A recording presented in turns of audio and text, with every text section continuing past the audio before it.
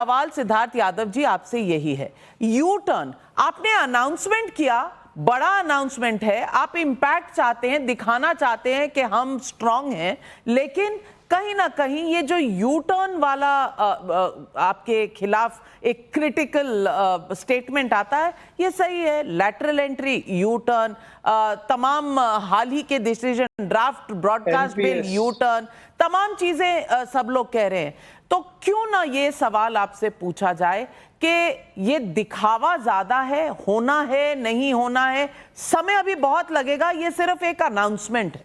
देखिए नविका जी, मैं बहुत शॉर्ट में जवाब देता हूं। पहले मैं एक बात बोलूंगा जो लोकेश जी कह रहे थे, हमारे लोकतंत्र की खूबसूरती देखिए। उन्होंने कहा जब चुनाव साथ होते थे वो इसलिए होते थे क्योंकि कांग्रेस ही केंद्र में थी और कांग्रेस ही राज्यों में थी।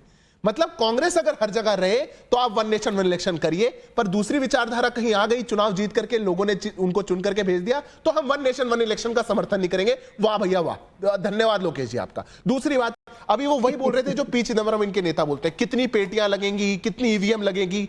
अभी पी चिदम्बरम जी ने परसों तरसों स्टेटमेंट दिया कि one nation one election is not possible. उसी दिन मुझे पूरा विश्वास हो गया कि वन नेशन वन इलेक्शन हो सकता है, क्योंकि जो नेता कहा करता था इस देश में डिजिटल पेमेंट नहीं हो सकती, यूपीआई नहीं हो सकती, कौन सब्जी वाला क्यूआर कोड लेकर के आएगा, उसको देश ने दिखा दिया कि दुनिया की सबसे ज्यादा डिजिटल पेमेंट्स हमारे देश में होती है। अब उन्होंने बोला वन नेशन वन इलेक्शन नहीं हो सकता, देश उनको दिखा देगा। यह दूसरी बात। अब रही बात यू टर्न की, नाविका जी देखिए, दो तीन चीज ऐसी हुई। आप किसान का बिल कह सकते हैं, जिसको हमने कहा कि हम किसानों के लिए लेकर के आए थे और हम देश के लिए इसको वापस ले रहे हैं। हम किसानों को नहीं वो बात समझा पाए, तब हमने उसको सहज रूप से उसको वापस लिया। एक आध बिल आप और कह सकते हैं जिसको हमने वापस लिया, बाकी हम कहते हैं हमने कंसल्टेशन में दिया। मैं कांग्रेस के गिनवाऊं, कितनी लंबी फहरिस्त है।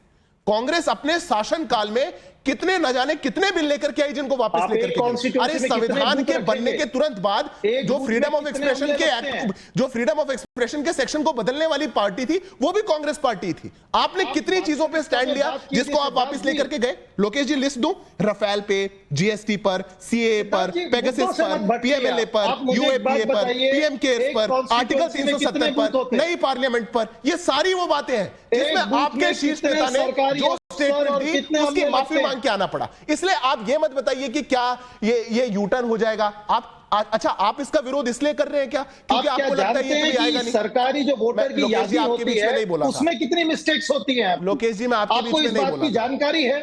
मैं आपके बीच में नहीं बोला था, बात पूरी कर लूं। मैं अंतिम बात आपसे पूछना चाहता हूं, क्या आप ये कह रहे हैं कि हम तो इसका विरोध इसलिए कर रहे हैं क्योंकि भाजपा इसको पास नहीं करवा पाएगी या यू टर्न लेगी? क्या आपका आर्गुमेंट ये है?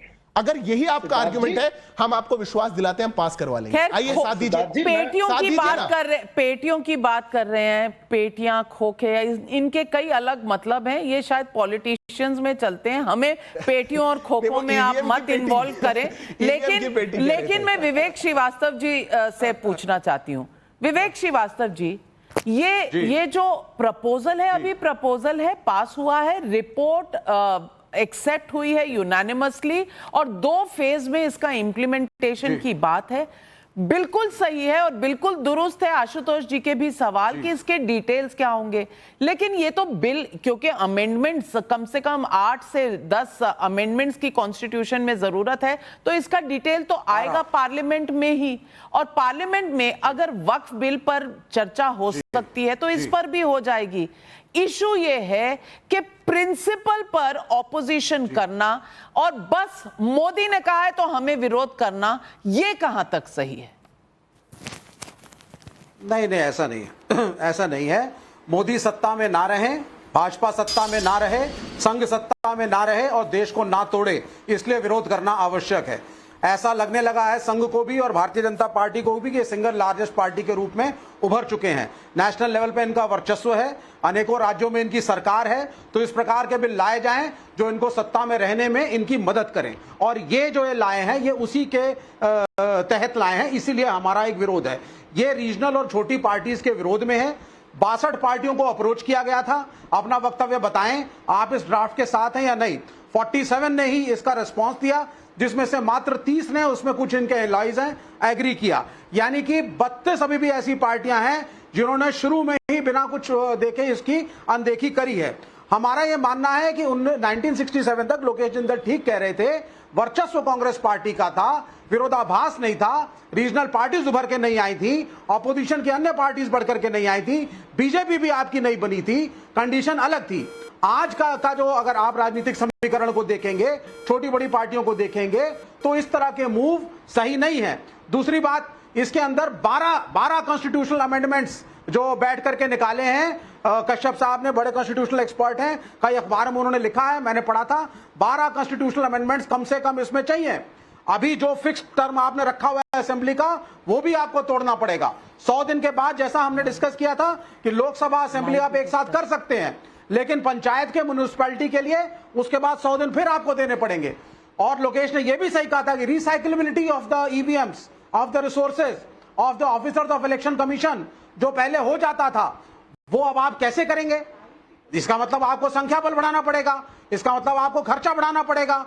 तो ये अभी मोदी साहब लेकर के आए हैं अभी कैबिनेट के थ्रू। कीजिएगा, फैक्ट चेक कर रही हूँ, लाई डिटेक्टर टेस्ट के घेरे में आ गए हैं विवेक श्रीवास्तव जी। विवेक श्रीवास्तव जी, आपने कहा 62 पार्टीज, मैं ये